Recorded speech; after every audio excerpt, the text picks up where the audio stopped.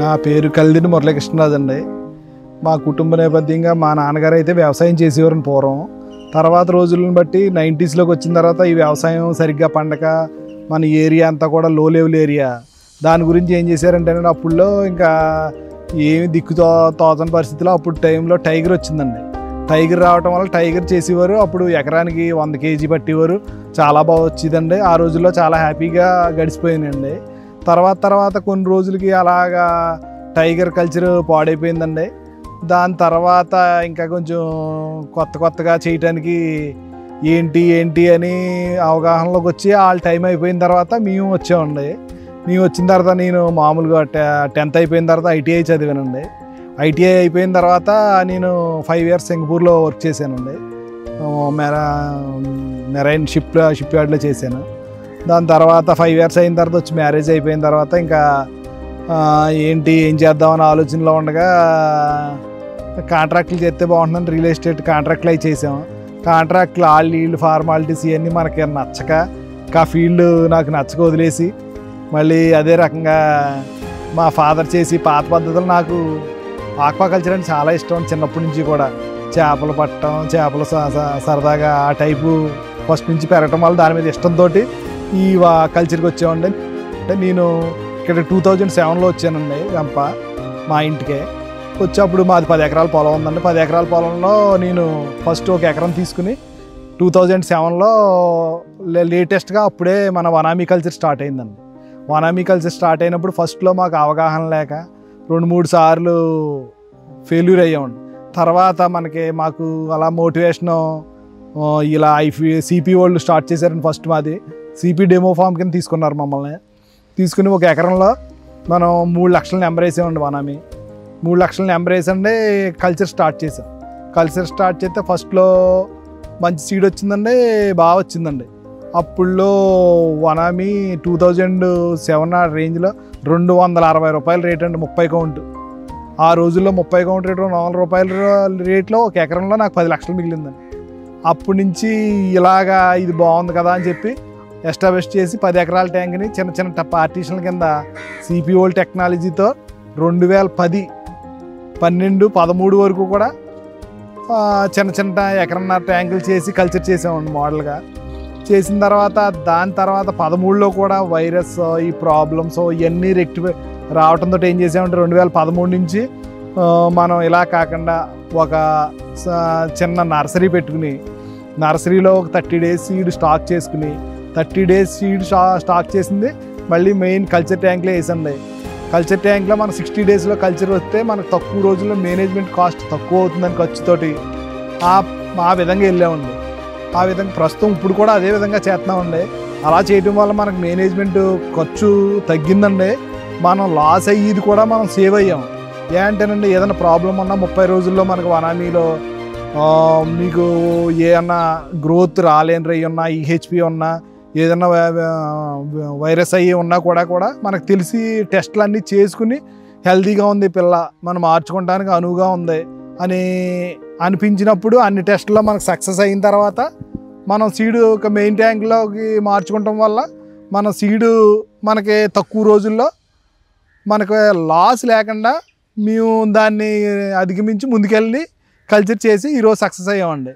దాని గురించి మీకు అవన్నీ కూడా విజన్స్ అన్నీ కూడా చూపిస్తాను.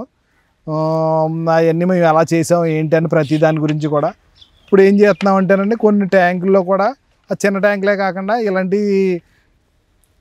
ఫిబ్రవరి, జనవరి ఆ టైంలోని పెద్ద ట్యాంకులు కూడా ఒక క్రాప్ మెయిన్ చేప వేసుకుంటున్నామండి. ఇలాగా ఒక క్రాప్ చేప, ఒక క్రాప్ రెయ్యి వేయటం వల్ల ఈ చేపల చెరువులో ఉన్న బలం వల్ల రెయ్య రెండో క్రాప్కి మనకి గ్రోత్ బాగా రావటం జరగటం, మనకి తక్కువ ఖర్చుతోటే దాంట్లో మినరల్స్, ప్రోబయోటిక్స్ ఇవన్నీ కూడా ఫిష్లో వేస్ట్ అంతా కూడా డీకంపోజ్ అయినవన్నీ కూడా మనం మినరల్గా రెయ్యికి బాడీకి ఎఫెక్టివ్గా పనిచేసి మనకి తక్కువ డేస్లో 90 రోజుల్లో 120 రోజుల్లో 30 కౌంట్కి రావటానికి చేపల చెరువు ఒక రకంగా కూడా ఉపయోగపడుతుందండి. అలాగా చేపల చెరువు చేయటం జరిగిందండి. మనకి మెయిన్ ఏంటంటేనండి సీడ్ మంచిది అయ్యి ఉంటే చాలా వరకు మనం అన్ని ప్రాబ్లమ్స్ నుంచి మనం గట్టెక్కడానికి ఎక్కువ ఛాన్స్ ఉందండి ఈ వనామీ కల్చర్లో. మెయిన్ బేసిక్ పాయింట్ సీడ్ అండి. సీడ్ మనకి ఏమాత్రం ఇబ్బంది వచ్చినా అది 40 రోజులు వచ్చేటప్పటికి ఈహెచ్పి అనండి, విబ్రియో లోడ్ అండి, ఇవన్నీ ప్రాబ్లమ్స్ అన్నీ కూడా మనం చూసామండి, తెలుసు ఇవన్నీ మనకి ఇట్లా వాటి గురించి కూడా. ఈ ప్రాబ్లమ్స్ అన్నీ రెక్టిఫై అయ్యి మనం కల్చర్ ఎదరక చెయ్యాలంటే కనుకండి ఇప్పుడు లేటెస్ట్గా ఏం చేస్తున్నారంటేనండి ఎవ్రీడే ప్రోబయోటిక్. డే 1 కాడి నుంచి అండి మీకు కల్చర్ ఎండింగ్ దాకా ఒక ఏదైనా ప్రోబయోటిక్ తీసుకునండి. డైలీగా ఫెర్మెంటేషన్ ఒక 1/2 kg బెల్లం, 300 గ్రాముల ప్రోబయోటిక్ 1 ఎకరానికి డైలీగా అలా ప్రోబయోటిక్ ఇవ్వటం వల్ల వాటర్ క్వాలిటీ బాగుంటుందండి. అందులో ఏమవుతుందంటే డైలీ వాటర్ ప్రోబయోటిక్, మంచి ప్రోబయోటిక్ ఇవ్వడం వల్ల చెడ్డ బ్యాక్టీరియా డెవలప్ అవ్వకుండా అంతా కూడా మంచి మంచి బ్యాక్టీరియా డెవలప్ అయ్యి రెయ్యి షైనింగ్గా ఉండండి. ఈ రెయ్యిలో ఈ వైరస్ రావడానికి ఛాన్స్ లేకుండా మంచి బ్యాక్టీరియా డెవలప్ అవ్వడం వల్ల రెయ్యి బాగుండండి, మనకి గ్రోత్ స్పీడ్గా రావటం. అదేవిధంగా మనకి ఏ ప్రాబ్లం లేకుండా మనం ఎదరికి రన్నింగ్ మార్టాలిటీ కానీ ఏమీ రాకుండా ఉండాలంటే కనుక ప్రోబయోటిక్, మంచి ప్రోబయోటిక్లు వాడుకుని రైతులు యూనిటీగా ఉండి మన పక్క రైతులు అందరం మాట మీద అనుకుని ఆ టైప్లో కల్చర్ చేసుకుంటే ఇలాంటి వనామీరేయిని మనం మళ్ళీ చూడాలంటే మా ఏజ్లో మళ్ళీ మేము చూడలేమండి. అంత మంచి రెయ్యండి దీన్ని కేవలం మన రైతులు కొంతమంది ఏదో తక్కువ రేటు సీడ్ తేవటం, వేసేయటం, వైరస్ వాళ్ళు పక్కోడు పాడైపోవటం, అలాగా రైతులందరూ పాడైపోవటం జరుగుతున్నాయండి. అలా కాకుండా అందరూ యూనిటీగా ఉండి కల్చర్ చేసుకుంటే బాగుంటుందండి. అదే రకంగా కూడా గవర్నమెంట్ మనకి కొన్ని విషయాల్లో కూడా సపోర్ట్ చేయాలండి. ఏంటంటే సీడ్ హ్యాచరీలు ఎవరు పడితే వాళ్ళు పెట్టేసుకుంటున్నారు, ఎవరు ఏదో రెయ్యి తెచ్చి వేసేస్తున్నారండి. ఆ వేయటం వల్ల మనకి కంటామినేషన్ బాగా ఎక్కువగా ఉందండి. కంటామినేషన్ మనకి 30 రోజుల్లో కల్చర్ పోతే మనకు భారీగా లాస్ అవుతున్నాం. ఆ లాస్ అవ్వకుండా ఉండాలంటే మనకి గవర్నమెంట్ కూడా కొంచెం సపోర్ట్ తీసుకునండి. కరెంట్ సబ్సిడీ అందరికీ ఇచ్చండి. చిన్న రైతులకే కరెంట్ సబ్సిడీ వస్తుందండి. 10 ఎకరాల లోపు ఉన్న రైతుకే సబ్సిడీ వస్తుందండి. 10 ఎకరాల పై రైతుకి సబ్సిడీ రావట్లేదు. 10 ఎకరాల లోపు చెరువు చేయాలంటే చిన్న రైతులే చేస్తే అవ్వదు కదండి, పెద్ద రైతులు కూడా చేస్తేనే కదా కల్చర్ సక్సెస్ అయ్యేది. అదేవిధంగా మనకి మార్కెట్లో కూడా మనం రెయ్య అమ్ముకునే టైంకి రేటు తక్కువ రేట్లో ఉంటుందండి. వర్షాకాలం మనకి రెయ్యి రాదండి, అదే రకంగా శీతాకాలంలో కూడా రాదండి. కానీ మనకి డిసెంబర్ కాడించండి మనకి జూన్ 20వ తారీఖు వర్షం కురిసేదాకా కూడా మంచిగా కల్చర్ వస్తుందండి. ఆ కల్చర్ టైంలోని ఈ కొని మార్కెట్ వాళ్ళు అందరూ కూడానండి మనకి ఈరోజు మార్చి 20వ తారీఖు కాడించండి పండగ వచ్చింది అనుకోండి, ఏదన్నానే పండగ వస్తే డౌన్ చేసేస్తున్నారు. అదే రకంగా మళ్ళీ ఏదన్నా వర్షం క్లైమేట్ మారి వర్షం కురుతుంది, లేదంటే క్లైమేట్ మారుతుంది, రేపు పొద్దున్న వర్షాలు వస్తున్నాయని టైము మనకు ఎలాగా గూగుల్ ద్వారా తెలుస్తుంది. ఆ టైంకి వాళ్ళంతా సిండికేట్ అయ్యండి. రేటు 20 రూపాయలు, 30 రూపాయలు, 40 రూపాయలు, ఈరోజు స్టిల్ 40 రూపాయలు రేటు తగ్గిపోయిందండి. మనకి వనామీ కల్చర్ ఫస్ట్ స్టార్ట్ చేయాలంటే మనం వనామీ కల్చర్ స్టార్ట్ చేయడానికి మనకి మంచిది 1 ఎకరం ట్యాంక్ తీసుకునండి. మా చుట్టూ ఎవరో కంటామినేషన్ లేని ఏరియా తీసుకునండి. కంటామినేషన్ లేకుండా మనం డెప్త్ 6 అడుగుల లోతు వాటర్ పట్టేలా ట్యాంకు స్క్వేర్ టైప్లో 4 పలకలుగా ఉండేలా తవ్వుకునండి. దాన్ని అంతా మనం నీట్గా చేసుకుని అన్నీ చేయటానికండి మొత్తం బయోసెక్యూరిటీ అన్నిటితోటి కలిపండి 1 ఎకరం ట్యాంక్ మనం ఇన్వెస్ట్మెంట్ చేయాలంటే ఒక 8 లక్షలు ఖర్చు అవుతుందండి. దాన్ని బడ్జెట్ మొయ్యగలిగి 2 క్రాపులు పోయినా నేను తట్టుకోగలుగును అని ఆ హోప్ మీకు ధైర్యం కాన్సెప్ట్ ఉంటే కనుక కల్చర్కి ఎదరకరండి. అంతేకాని మనం ఒక క్రాప్ చూద్దాం, ఎవరో చెప్పారు ఇన్ని లక్షలు మిగిలిపోతుంది ఇవన్నీ అంటారు. ఇవన్నీ మనం ఇన్వెస్ట్మెంట్ ఒకసారి కల్చర్ పోయిన తర్వాత రెండోసారి కల్చర్కి మళ్ళీ పెట్టుబడి పెట్టాలండి. మళ్ళీ రెండోసారి పోయిందనుకోండి మూడోసారి పెట్టుబడి పెట్టాలి. అలా నిలబడగలిగి మనకి వెనకాల బ్యాక్ బోన్ సపోర్ట్ ఉంది, ఇబ్బంది లేదు అనుకున్నారైతే ఈ వనామీ కల్చర్ చేయాలండి. మామూలు రైతు చిన్నగా ఏదో నేను 5 లక్షలు తెచ్చి నేను కల్చర్ చేస్తాను, 2 లక్షలు తెచ్చి చేస్తానంటే ఆ 2 లక్షలు పోతే ఏం చేయాలో తెలియని పరిస్థితికి వెళ్ళిపోతారంటే మళ్ళీ ఆ జాబ్కి వెళ్ళిపోవాల్సి ఉంటుంది. ఆ పరిస్థితి లేకుండా కొంచెం ఆలోచన చేసుకోండి. వనామీకి మెయిన్ వచ్చేదండి running mortality, white gut, EHP, ఈ 3 మెయిన్ ప్రాబ్లమ్స్ అండి. ఈహెచ్పి వచ్చిన రేయికి మనకి 30 రోజుల్లో మనకి ఈహెచ్పి వచ్చిన రేయ మీకు 60 రోజులైనా కూడా మేత తినేస్తుందండి. గ్రోత్ రాదు. మెయిన్ షింపు మనం అక్కడ బాగా లాస్ అయిపోతామండి. ఈహెచ్పి వచ్చిందా లేదా అన్నది మనకి 30 రోజుల్లో కొంచెం టెస్ట్ చేయించుకునండి. హై డెన్సిటీ వేసుకున్న వాళ్ళు మనం టెస్టింగ్ చేసుకున్న టెస్ట్లో ఈహెచ్పి నెగిటివ్ అయితే మనం కల్చర్ ఎదరికెళ్ళాలండి. పాజిటివ్ వస్తే ఆ రోజునే మనం కల్చర్ దాన్ని క్లోజ్ చేసుకునండి. దానికి ట్రీట్మెంట్ ఉందండి. ఆ ట్రీట్మెంట్ ప్రకారం మనం మొత్తం హార్వెస్ట్ చేసేదండి. ట్యాంక్ని డ్రై చేసండి. మొత్తం 1 ఎకరానికి ఇంచుమించు 2 టన్నులు స్టోన్లు వేయమండి. ఈ కాస్టిక్ సోడా ఇవన్నీ స్ప్రే చేసుకుని దాన్ని అన్నీ రెక్టిఫై చేసుకుని ఎదరికెళ్ళాలండి. అదే రకంగా వైట్ కట్ వచ్చింది అనుకోండి, వైట్ కట్ వచ్చిన రెయ్యండి అది మామూలుగా ఏమవుతుందంటే అండి వాటర్ పారామీటర్స్ మారండి.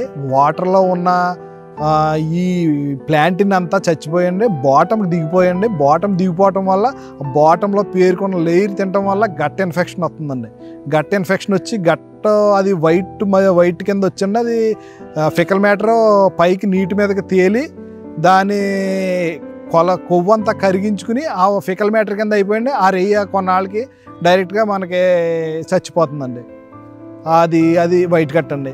రన్నింగ్ మార్టాలిటీ అంటే అది కొన్నాళ్ళకి ఏంటంటే 60 రోజులు పోయిన తర్వాత రెయ్యికి మౌల్టింగ్కి సరిపడా మన వాటర్లో పారామీటర్స్ అయ్యే అనువుగా లేకపోవటం, హై డెన్సిటీ అవటం, దానికి కంజెస్టెడ్గా ఆ టైం మౌల్ట్ అవటానికి షెల్ అంతా టైట్ అయిపోవటం వల్ల అది మౌల్ట్ అవ్వలేక రన్నింగ్ మార్టాలిటీ కింద స్టార్ట్ అవుతుందండి. ఆ 3 ప్రాబ్లమ్స్ మెయిన్ ప్రాబ్లమ్స్ అండి మనకి. నెక్స్ట్ ఏమో ఇంక వైరస్ అంటారా, అది వర్షాకాలం వర్షాలు క్లైమేట్ మారటం వల్ల pH లెవెల్స్ ఇవన్నీ మారుతాయండి. pH లెవెల్ మారినప్పుడు కూడా మనం దాన్ని ఆ టైంకి అయ్యి మనం అబ్జర్వేషన్ చేసుకుని బయోసెక్యూరిటీ అన్నీ పెట్టుకునండి, అన్నీ చేసి కొంతవరకు గట్టెక్కించవచ్చు. కానండి క్లైమేట్ మీద మెయిన్ ఆధారపడి ఉంటుందండి ఈ వైరస్ అన్నది. దాన్ని మనం అంతా కూడా మన చేతిలో లేదండి. అది ఓన్లీ వాతావరణం బట్టి వైరస్ అన్నదే ఉంటుందండి. లేదంటే పక్క వాళ్ళ నుంచి కంటామినేషన్ అన్నా జరుగుతుందండి. వైరస్ అంటే ఇంకో రకమైనది ఏమీ కాదండి. వైరస్ వల్లే ఓన్లీ వాతావరణం అవటం వల్ల, అంటే వైరస్ అంటే ఒక రేయి చచ్చిపోతే మరుసటి రోజు 4 రేయిలు చచ్చిపోతాయండి. ఆ తర్వాత రోజు 50,000 రేయి చచ్చిపోతుందండి. తర్వాత 1,00,000 అలా అంత సివియర్గా ఉంటుందండి. దాని గురించి ఏంటంటే మనం వైరస్ వస్తే వైరస్ అంటున్నాం కానండి, దాన్ని వెంటనే హార్వెస్ట్ చేసుకుంటే బెస్ట్ అండి. దాన్ని మనం చెరువులో ఉంచుకుంటే మట్టుకి 10% 5% రెయ్యి ఉంటుందండి, మిగిలిందంతా చచ్చిపోతుందండి. రన్నింగ్ మార్టాలిటీకి సిండ్రోమ్కి దానికి రన్నింగ్ మార్టాలిటీ అంటే మౌల్ట్ అవటానికి సంబంధించినవి మనం డైలీ probiotics అవన్నీ ఇచ్చుకుంటూ ఉండి కొంతవరకు తీసుకెళ్తేనండి ఈడిటీ లాంటి మౌల్టింగ్ అవటానికి అటువంటివి వాడుకుని కొంతవరకు మనం దాన్ని అంతా రెక్టిఫై చేసుకోవచ్చు అండి. వైట్ కట్కి ఒక మందు లేదండి. వైట్ కట్కి ఏంటంటేనండి మామూలు వాటర్ ఎక్స్చేంజ్ అండి. మా కాన్సెప్ట్ అయితే మేము ఎప్పుడు కూడానండి మామూలుగా కొంతవరకు అన్ని పెద్ద ట్యాంకులు అయితే మనం ఇంకో రకంగా చేస్తామండి. చిన్న ట్యాంకులకి వచ్చేటప్పటికండి మామూలుగా వాటర్ డైలీ ఇంచుమించు 20% స్టోర్లో వాటర్ పెట్టుకునండి వాటర్ ఎక్స్చేంజ్ చేయడం వల్ల చాలా మట్టుకి రెక్టిఫై చేయొచ్చండి. అలా సన్నంగా మిడిల్ తీసుకుంటా కొంత దాకా ఫీడ్ బాగా డ్రాప్ అవ్వకుండా ఉన్నంతసేపు కూడా మనం వైట్ కట్ ఉన్నా కూడా ఎదరికెళ్ళొచ్చండి. ఫీడ్ బాగా డ్రాప్ అయితే మనం దాన్ని హార్వెస్ట్ చేసుకుంటాం మంచిదండి. బయోసెక్యూరిటీ అంటే మనకు మెయిన్ ఏంటంటే చెరువు చుట్టూ క్రాబ్ ఫినిషింగ్ ఉండాలి. అదేవిధంగా బర్డ్స్ కొంగ కానీ ఏదైనా పక్షి మన చెరువులోకి ఆ పక్కోళ్ళ చెరువులో దిగిన పక్షి అదే పక్షి మన చెరువులో వచ్చి దిగటం వల్ల దానికి ఉన్న బ్యాక్టీరియా వైరస్ లాంటివి మన చెరువులోకి రావడం వల్ల ఒక రేయికి వస్తే ఆటోమేటిక్గా స్ప్రెడ్ అయిపోతుంది. కాబట్టి దాని గురించి మనం బయోసెక్యూరిటీ 100% వనామీ కల్చర్కి 100% వాడవలసిందేనండి. మనం అలా సెక్యూరిటీ తోటి అందరూ కల్చర్ చేస్తే ఈ వైరస్ నుంచి మనం 50% మనం పక్క రైతులందరినీ సేవ్ చేసిన వాళ్ళు అవుతాం. అది మన రైతుల బాధ్యత. ఓన్లీ వనామీ వెంప ఎక్కువ ఇంచుమించు 90% వనామీ ఉందండి. తర్వాత ఫిష్ అంటారా, అలాగా ఫిష్ 70% ఉంటుందండి. 30% ఈ వనామీ కల్చర్ అండి. తర్వాత ఇప్పుడు లేటెస్ట్గా ఈ 2024లో వచ్చిందండి స్కాంబీ. అది ఇంచుమించు కొంతవరకు దాన్ని కూడా స్వీట్ వాటర్ కల్చర్ కింద చేస్తున్నారండి. దాన్ని కూడా ఇది ఆల్ మేల్ అని ఇస్తున్నారండి. ఆల్ మేల్ అని ఇవ్వటం వల్ల ఈ ఇంతకుముందు ఫస్ట్లో వచ్చిన స్కాంబీ మంచి గ్రోత్ వచ్చిందండి. తర్వాత వచ్చి స్కాంబీ ఏమైందంటేనండి మీకు 6 నెలలు ఉన్నా కూడా 20 కౌంటు 25 కౌంటు అలా ఉండిపోయి గ్రోత్ రాలేదండి. ఫీడ్ కన్జ్యూమ్ అయిపోవటం, గ్రోత్ రావటం, అప్పుడు దాన్ని అలా సన్నంగా మనం వదిలేయడం జరిగిందండి. ఇప్పుడు వచ్చింది ఏంటంటే ఆల్ మేల్ రావటం వల్ల ఈ ఆల్ మేలు రెయ్యి ఏదైనా కూడా మనం 5 నెలల నుంచి 5 నెలల 10 రోజుల్లో కూడా 9 కౌంటు 8 కౌంటు 10 కౌంట్లు మన వాళ్ళందరూ పట్టారండి. దాని గురించి ఇప్పుడు స్కాంబీ కూడా బాగుంది, కానీ ఎక్స్పోర్ట్ లేదండి దానికి. ఎవరో ఒకరే శ్రీనివాసరాజు గారని ఒక ఆయనే చేస్తున్నారండి. ఆయన కొన్నట్టు, లేదంటే కనుక ఆయన కొన్న రేయి అయితే 600-700 అమ్ముతున్నారండి ఒక కేజీ 10 కౌంట్ రేయి అయితే. ఆయన కొంటే బయట వాళ్ళు మనం అమ్ముకుంటే కనుక 300 రూపాయలకి అమ్ముకోవాలండి రేయ. అది అయితే ఆర్డర్ రేయి అయితే 250 రూపాయలు కొంటారండి. ఆర్డర్ రేయి వల్ల మనకు అంత ప్రాఫిట్ ఉండదండి. వనామీ 3 నెంబర్ 1 వనామీ అండి. టైగర్ అంటేనండి, అది టైగర్ ఎకరానికి 3000 వేయాలి సార్. అది 3000 రేయేసండి. ఈ రోజు ఉన్న ఖర్చులను బట్టి అది వస్తుందా రాదా ఆ టైపు, ఈ ఖర్చులకి అది సరిపోదండి. స్కాంబీ కూడా ఎకరానికి 6000 రేయే వేయాలండి. ఎకరానికి 6000 రేయేస్తేనే మీకు 10 కౌంట్కి వస్తుందండి. ఆ 10 కౌంట్కి 6000 నెంబర్ తోటి మనకి ఈ ఖర్చులకి, కరెంట్ బిల్లుకి, ఈ మ్యాన్ పవర్కి, లేబర్ కాస్ట్కి మనం తట్టుకోలేమండి. ఈ వనామీ ఎకరానికి 1,25,000 నుంచి 2 లక్షల వరకు వేసుకోవచ్చండి. మన మేనేజ్మెంట్ని బట్టి 2 లక్షలు వేసుకుని, మామూలుగా చిన్న ట్యాంకులు అయితే ఎకరం ట్యాంకులు అయితే 2 లక్షలు వేసుకుంటామండి. దాన్ని ఇంచుమించు 60 డేస్ వచ్చేటప్పుడు ఒక మిడిల్ పార్షల్ తీసుకుంటామండి. 100 కౌంట్లో ఒక అరటన్ను, తర్వాత మళ్ళీ ఒక 60 కౌంట్లో ఒక అరటన్ మిడిల్ పార్షల్ అండి. 40 కౌంట్లో పార్షల్ తీసుకోవచ్చండి. అదేవిధంగా మళ్ళీ 30 కౌంట్కి మొత్తం ఫుల్ హార్వెస్ట్ చేసుకోవచ్చండి. లేదన్నా కూడా 20 కౌంట్కి వెళ్ళొచ్చండి. దీనికి వనామీకి నెంబర్ 1 అది నెంబర్ 1 రేయి. ఫిష్ కల్చర్లో ఒక ఎకరంతో చేయటం అన్నది అసలు అవ్వలేని పని అండి. వనామీ ఎకరంతో స్టార్ట్ చేస్తే చాలా మంచిదండి. కానీ వనామీకి కావాల్సిందండి సెలనిటీ కావాలండి. అది ఉప్పు నీటిలో పెరిగి రేయండి. మినిమమ్ వనామీ చేయాలనుకుంటే 5 సాల్ట్ వాటర్ ఉండగలిగితే 5 నుంచి 20-25 సాల్ట్ దాకా 30 సాల్ట్ దాకా ఉన్నా ఇబ్బంది లేదండి. 5 సాల్ట్ పైన ఉంటేనే వనామీకి మౌల్టింగ్ ఇష్యూస్ కానండి ప్రాబ్లం రాకుండా. అదేంటంటే వనామీ అన్నది రెయ్య మనకి ఎవ్రీ వీక్ మౌల్ట్ అవుతుందండి. ఫస్ట్ సీడ్ కాడండి, సీడ్ రోజు అయితే కనుకండి ఎవ్రీడే మౌల్ట్ అవుతుందండి. తర్వాత 10 డేస్ వచ్చేటప్పుడు కండి 2 డేస్కి ఒకసారి మౌల్ట్ అవుతుందండి. తర్వాత 20 డేస్కి వచ్చేటప్పుడు కండి 5 డేస్కి ఒకసారి, అలాగా మనకి 30 కౌంట్కి వచ్చేటప్పుడు 15 డేస్కి ఒకసారి మౌల్ట్ అవుతుందండి. ఆ మౌల్టింగ్ని బట్టే గ్రోత్ వస్తుంది కాబట్టి అండి. ఆ మౌల్ట్ అయినప్పుడల్లా షెల్లకి దీనికి మనకి కాల్షియం కావాలండి. ఈ మినరల్స్ అన్నీ బాడీకి ఆ షెల్ ఫామ్ అవ్వాలంటే కావాల్సిన మినరల్స్ అన్నీ ఈ సాల్ట్ వాటర్లో ఉంటాయి కాబట్టి అండి మనకి గ్రోత్ బాగుంటుందండి. రన్నింగ్ మార్టాలిటీ రాదు. ఇవన్నీ మినిమమ్ సాల్ట్ 100% కావాలండి వనామీకి.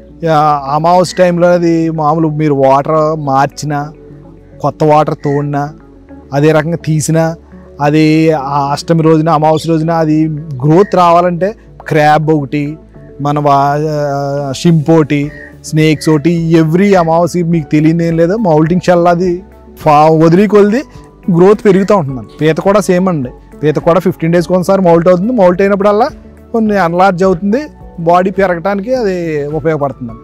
ఆ మౌల్ట్ అయ్యి ముందు రోజు మనం ఫ్రీగా మౌల్ట్ అవ్వటానికి కొంచెం దానికి తగ్గట్టుగా మినరల్స్ ఇవ్వటం, మౌల్ట్ అవ్వటానికి కొంచెం లైమ్, అగ్రికల్చర్ లైమ్ లాంటివి ఇవ్వటం, వాటర్ క్వాలిటీ బాగుందా లేదా, వాటర్ క్వాలిటీని మనం మెయిన్ నీటిలో బతికి రెయ్యికి మనకి వాటర్ 100% కావాలండి. ఆ టైంలోని అమోనియా ఉండకూడదండి మన ట్యాంక్లో. అమోనియా, నైట్రేట్ ఈ 2 లేకుండా చూసుకునండి. దానికి అనువుగా ఆక్సిజన్ సఫిషియెంట్గా ఉందా లేదా మనం దాన్ని అబ్జర్వ్ చేసుకోవాలండి.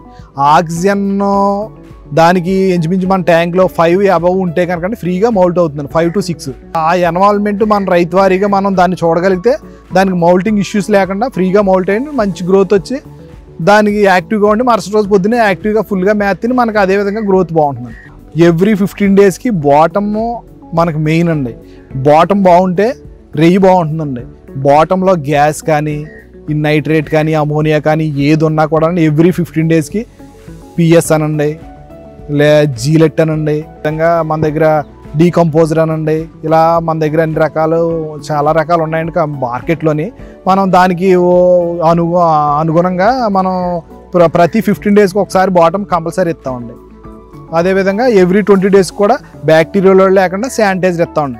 అది కూడా హెర్బల్ అని అన్నీనండి. మేము మన ఇప్పుడు కూడా యాంటీబయాటిక్లు కానీ అవి అలా రైతు వారీగా మేము అలా వాడమండి. అటువంటివి అవి కూడా మనం రెయ్యి కూడానండి మేము ఎక్కువ కాకరకాయ అది కూడా ఉడకబెట్టేసండి శానిటైజర్ కింద వాడేవాళ్ళం అండి. అదే కూడా వేప ఆకులు కూడానండి ఉడకబెట్టండి వేపాకులు ఉడకబెట్టి నీళ్ళు జ్యూస్ కింద తీసండి, జ్యూస్ కింద కొట్టి యాంటీబయాటిక్ల కింద వాడేవాళ్ళం అండి. అది కూడా మాకు బాగానే రిజల్ట్ కనపడిందండి. కానీ అదేంటంటే మనకి రైతు వారీగా డబ్బులు పెట్టి కొనుక్కుంటే సాటిస్ఫాక్షన్గా ఉంటుంది కాబట్టి ఈ హెర్బల్ ప్రోడక్ట్లు ఇవన్నీ ఉన్నాయి కాబట్టి అవి ఎక్కువ ప్రిఫర్ చేస్తారండి. అది వేస్ట్ డీకంపోజర్ అన్నది అది ప్రతి ఎవ్రీ 15 డేస్కి ఒకసారి ఇస్తామండి.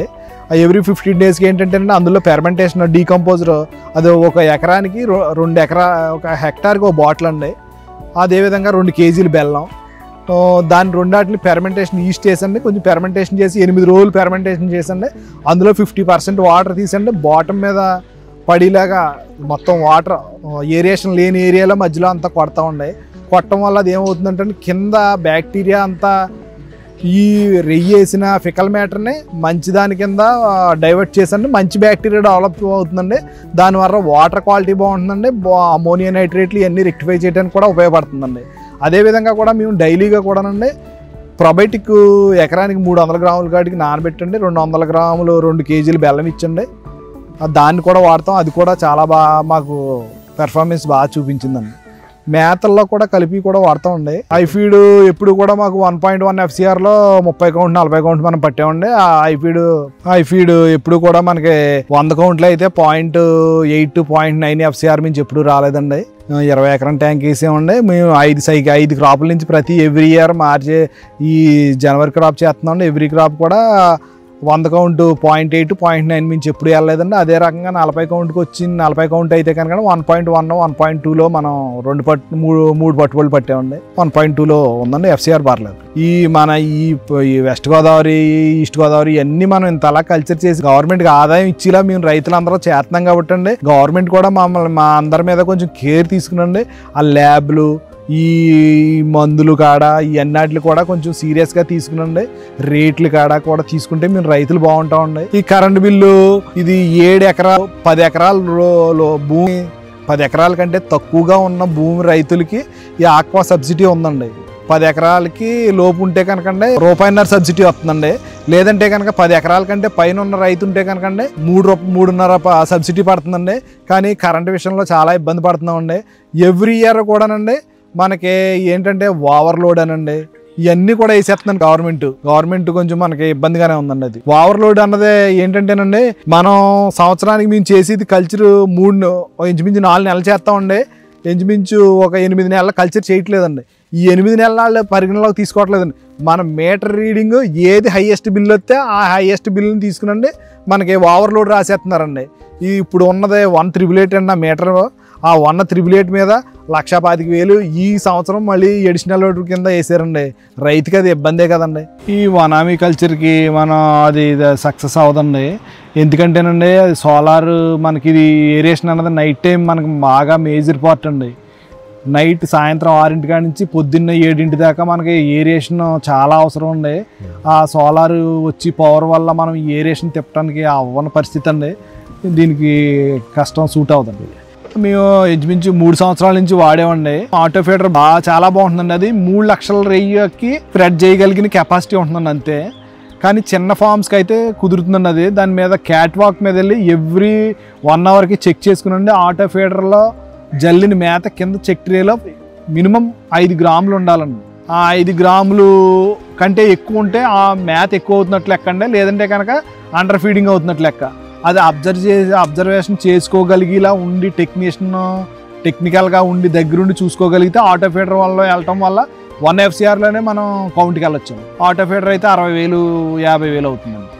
మాకైతే ఏమి ప్రోత్సాహం అయితే ఏమీ లేదండి. మేము ఏదో మా ఇన్వెస్ట్మెంట్ మేము పెట్టుకునే పైన కింద పడి ఏదో రకంగా ఇబ్బందులు పడే కల్చర్ చేసుకుంటున్నాం. కానీ గవర్నమెంట్ పరంగా అయితే కనుక ఏమీ మాకైతే ఏం లేదండి.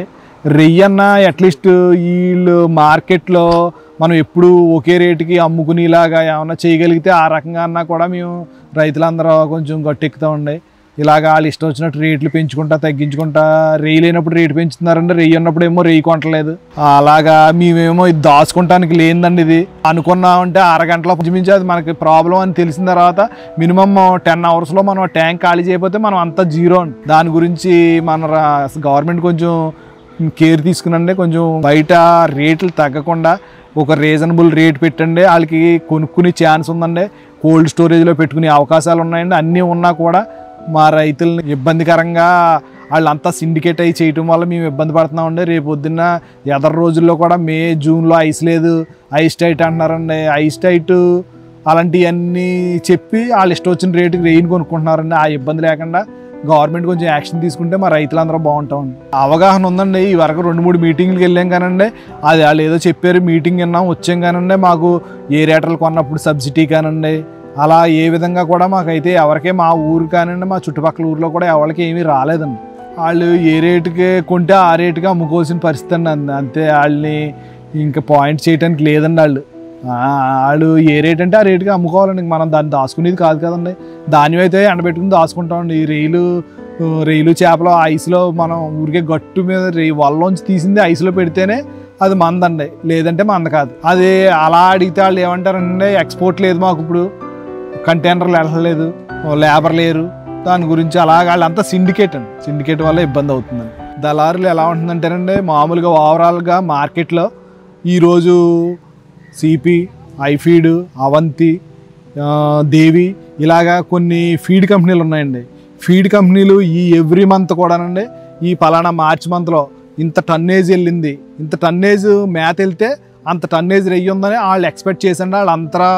వాళ్ళు యూనిట్ ఉంటుందండి, వాళ్ళ టీము వాళ్ళు యూనిట్గా ఈ నెలలో ఇంత టన్నేజ్ సరుకు వస్తుంది కాబట్టి మనం ఇంత కొనుక్కోవచ్చు అని ఆ మ్యాథ్ ఫీడ్ కంపెనీ వాళ్ళు, రైలు కోల్డ్ స్టోరేజ్ వాళ్ళు వీళ్ళంతా ఒక సిండికేట్ కింద ఉండండి. మనకి రేపొద్దున వచ్చే రోజుల్లో క్లైమేట్ మారుతుంది కదా, ఆ రోజుల్లో వాళ్ళు ఇష్టం వచ్చినట్టు రేట్లు తగ్గించేసి పెంచి వాళ్ళు ఇష్టం అండి, అది ఆ రకంగా జరుగుతుంది. ఫీడు కాస్ట్ ఈ సంవత్సరం చేపల రేట్లు, తౌడు, చెక్క అన్ని రకాలుగా అన్నీ తగ్గినాయండి. కానీ ఫీడ్ రేటు ఈ రోజుకి ఏ ₹1 కూడా తగ్గలేదండి.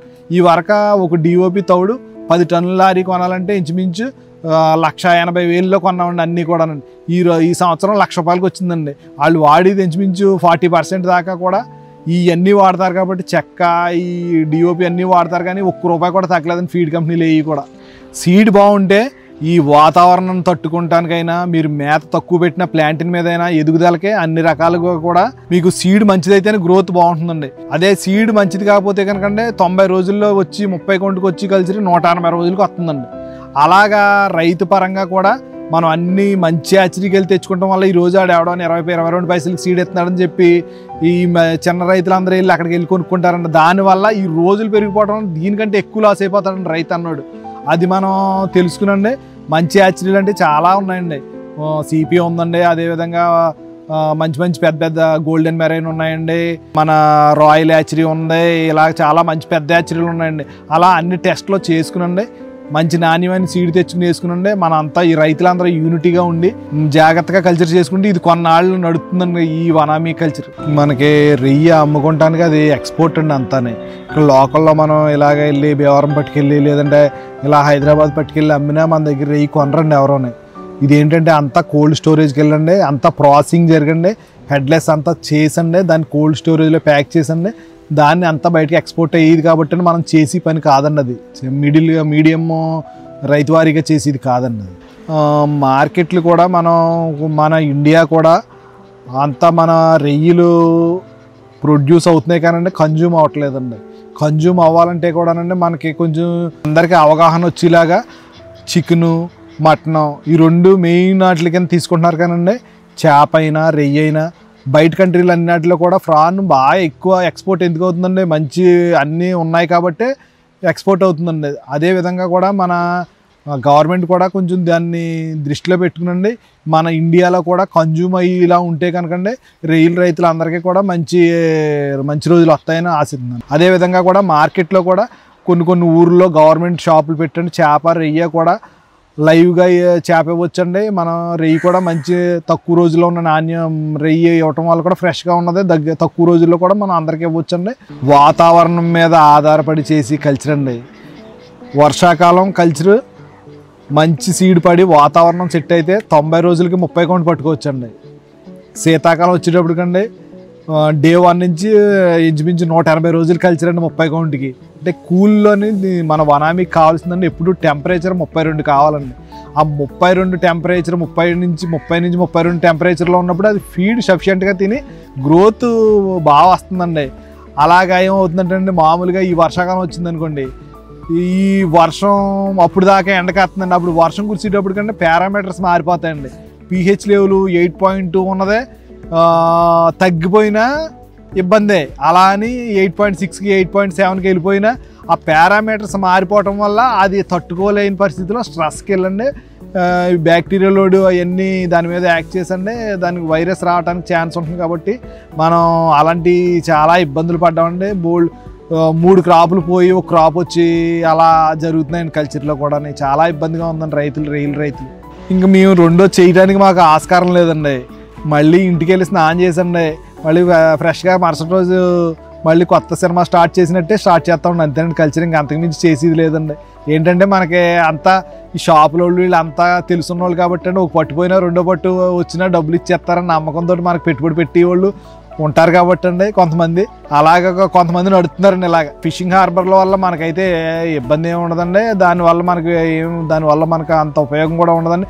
కానీ ఆ ఫిష్ సముద్రం నుంచి వచ్చిన ఫిష్ ఆరబెట్టి ఈ ఫిష్ ఆయిల్ కింద ఇట్ల కింద ఏమన్నా వస్తే మళ్ళీ మనకి ఏమన్నా ఈ మన మేతల్లో వాడతారు కాబట్టి ఫిష్ ఆయిల్ ఇవన్నీ కూడా ఏమన్నా మేత రేట్లు ఏమన్నా తగ్గడానికి ఆస్కారం ఉంటే ఉండొచ్చు, కానీ దానివల్ల మనకైతే ఉపయోగం కాదండి.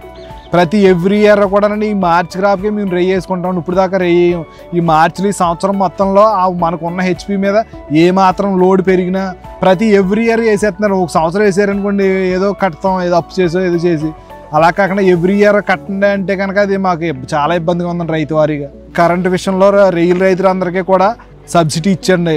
ఈ ఓవర్లోడ్లు ఏమీ లేకుండా కరెంటు సఫిషియెంట్గా ఇచ్చండి. రెయ్య మనకి సీడ్ మంచిది ఇచ్చేలా ఉండండి. సీడ్ యాచరీల మీద కొంచెం యాక్షన్ తీసుకునండి. మంచి బ్రూడ్ స్టాక్ వచ్చేలాగా, నాణ్యమైన పిల్లలు ఇచ్చేలాగా కొంచెం గవర్నమెంట్ యాక్షన్ తీసుకునండి. అదేవిధంగా మార్కెట్లో మనం రెయ్యి అమ్ముకున్నప్పుడు కూడా కొంచెం రీజనబుల్ రేట్ ఇచ్చేలాగా, అదేవిధంగా ఆ 3 మనకు చేస్తే కనుకండి రొయ్యల రైతులు పాడైపోకుండా ఆత్మహత్యలు చేసుకోకుండా ఇలాగా కొంచెం నిలబడి ఎదరికెళ్ళగలుగుతారండి. దీని మీద కూడా కొంచెం మంది ఇంట్రెస్ట్గా చెరువులు చేసుకోవడానికి ఆస్కారం ఉంటుంది. ప్రాఫిట్ అన్నది ఎలా ఉందంటేనండి, చెరువు 3 పట్లు 2 పట్లు పోతున్నాయండి, ఓ పట్టు వస్తుంది, దాన్ని యావరేజ్ లెక్కేసుకుంటే ఆ 10% ప్రాఫిట్లో నడుస్తున్నాం. కొత్తగా ఈ రంగంలోకి లార్జ్ స్కేల్లో చేయగలిగిన పెద్ద రైతులు ఉంటే చేయాలి, కానీ చిన్న వాళ్ళు మిడిల్ క్లాస్ వాళ్ళు చేయకూడదు. చేసినా లాస్ అయిపోతారు. మనం తెచ్చుకున్న 5 లక్షలు 10 లక్షలు ఇన్వెస్ట్మెంట్ కింద, ఈ కరెంటు బిల్లు కింద, మనుషుల జీతాల కింద, లీజ్ కింద మనం వీళ్ళు అందరినీ పోషించడానికి తప్పితే రైతు పరంగా పాడైపోతాం. మనం మనం ఈ డబ్బులు ఏదో బిజినెస్ పరంగా పెట్టుకుంటే కావాలితే రెయ్యి కొనుక్కుని ఆ 10 లక్షలు పెట్టుకుని దాని మీద వచ్చి దాంతో అయితే హ్యాపీగా బతకొచ్చు. గన్మెన్లు 2 ఉంటారండి ఈ చెరువుకి అయితే 20 ఎకరానికి. ఓ లెఫ్ట్ ఒక గన్మెన్ ఉంటాడు, రైట్ ఒక గన్మెన్ ఉంటాడు. గన్మెన్లో మన చుట్టూ కొంగ కానీ కాకి కానీ రాకుండా సేఫ్టీ బయోసెక్యూరిటీ కింద అతను కాసుకుంటాడు. అతని జీతమే 40,000. హెర్బల్ కాకుండా మనం యాంటీబయాటిక్స్ అన్నది అసలు మేము కల్చర్ నుంచి ఫస్ట్ స్టార్టింగ్ నుంచి కూడా మేము ఎప్పుడు ఆ టైపు మనం కల్చర్ని మనం పాడు చేయడానికి అసలు మనకు 1% కూడా మనం దానికి ఛాన్స్ ఇవ్వండి. అవతల మనకి ఎక్స్పోర్ట్ మనం ఈరోజు తప్పు చేస్తే రేపు పొద్దున్న ఇబ్బంది పడవలసింది మనమే. దాని గురించి అసలు యాంటీబయాటిక్ అన్నది మనం వాడమండి. మనకి అందరూ కూడా డాక్టర్లు అందరూ కూడా అండి ఏమన్నా ఇబ్బంది వస్తే కనుక ఎవరికాళ్ళకి అందరినీ కూడా అండి చేప తినండి, మంచిది ఆరోగ్యానికి. అదేవిధంగా రొయ్యలు కూడా మనకి బయట ఫారిన్ కంట్రీస్లో అందరూ కూడా ఎక్కువ మ్యాక్సిమం అందరూ కూడా రొయ్యే తింటున్నారండి. వాళ్ళకి ఏమీ లేవు కొలెస్ట్రాల్ కానీ ఏ విధమైన ఇబ్బంది లేదు. అటువంటి వాళ్ళంతా ఎంత సన్నంగా ఉంటున్నారని అమెరికా వాళ్ళంతా ఎక్కువ మ్యాక్సిమం చేప రొయ్య ఎక్కువ ప్రిఫర్ చేస్తారు. చికెను మటన్ అసలు అక్కడ బయట కంట్రీలో చాలా తక్కువ వాడతారండి. మన ఇండియాలోనే చికెను మటన్ తింటున్నారండి. అది మనం కూడా తెలుసుకునండి. మనం వాళ్ళు 90 ఏళ్ళు 100 ఏళ్ళు బతుకుతున్నారంటే ఆ రొయ్య చేప మీద తింటున్నారు వాళ్ళు. దాన్ని మనం తెలుసుకుని ఆ విధంగా కూడా మనం చేప మనం ఇంచుమించు సీడ్ చిన్న పిల్ల వేసిన తర్వాత మనకి ఒక 1400-1500 సైజు మీరు చేప రావాలంటే 3 సంవత్సరాలు పడుతుందండి. సీడ్ ట్యాంక్లో మనం 1.5-2 సంవత్సరాల పిల్లల్ని ఒక 2 సంవత్సరాలు సీడ్ ట్యాంక్లో పెంచుకునండి.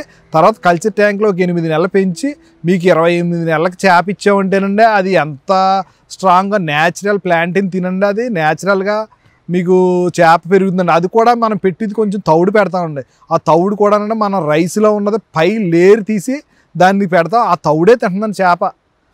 కనవైతే న్యాచురల్ ఫుడ్ తింటుంది. అటువంటి మంచి ఫుడ్ తిని మనం ముళ్ళు తీసుకోలేక మన ఇండియన్స్కి కొంచెం ఆ ముళ్ళు వల్లే కొంచెం ఇబ్బంది పడి చేపని అవాయిడ్ చేస్తున్నారు. అది కాదని మనకి మంచిది చేపల కూర చాలా బాగుంటుంది. దాని విధంగా చేప రొయ్య కూడా మన ఇండియాలో కన్జ్యూమ్ తింటే మన అందరం బాగుంటామండి. మాకు రైతుల పరంగా మాకు కోఆపరేట్ చేసిన వాళ్ళు అవుతారు. మేము ఎప్పుడు కూడా మా తాతల కాడి నుంచి కూడా ఎప్పుడు మా ఏరియా అంతా పల్లం ఏరియా అండి. ఎప్పుడు కూడానండి మాకు రొయ్యలే దొరికాయండి వరక సేల్ అంతా కూడా. మా తాతయ్యలు ఏంటంటే మేమేంటంటే అందరూ కూడా 80 ఏళ్ళు 90 ఏళ్ళు బతికిన వాళ్ళేనండి అందరూ. ఇప్పుడు నేను ప్రతి వారానికి 2 రోజులు 3 రోజులు రొయ్యల కూర తింటామండి మేము. కానీ నేను ఈరోజు ఎంత హ్యాపీగా ఉన్నాను, నాకు ఏమీ లేవండి అన్ని శుభ్రం. నాకు ఈరోజు 50 ఏళ్ళు అండి. కొలెస్ట్రాల్ అటువంటి ఏముండవండి. ఇవన్నీ పబ్లిసిటీ స్టంట్లు అండి అంతే. అదేవిధంగా రైతులకి గవర్నమెంట్ సపోర్ట్ చేసే విధంగానే కాకుండానండి మనకి ఇది మంచిది కాబట్టి అండి తినమని కొంచెం ఇలాంటి భీమవరం అలాంటి టౌన్స్లో ప్రతి టౌన్లో కూడా ఒక నా లెక్క అయితే గవర్నమెంట్ షాపు ఇలా బ్రాందీ షాపులు ఎలా పెడుతున్నారో అలాగా ఒక్కో షాపు చేపలకి లైవ్ ఫిష్ కింద అలాగా నలుగురికి ఆ విధంగా కూడా అలవాటు చేస్తే జనం అందరూ కూడా మారుతారని అనుకుంటున్నాను నేను. హైదరాబాద్ ఏంటంటే ఇలా పెద్ద పెద్ద టౌన్స్ అన్నిటిలో కూడా గవర్నమెంట్ కొంచెం దాని మీద దృష్టి పెడితేనండి చేప రొయ్య కూడా రెండు కూడా మన ఇండియాలో కన్జ్యూమ్ అయితే బాగుంటుందండి. అవి మంచి ఫుడ్ కూడా.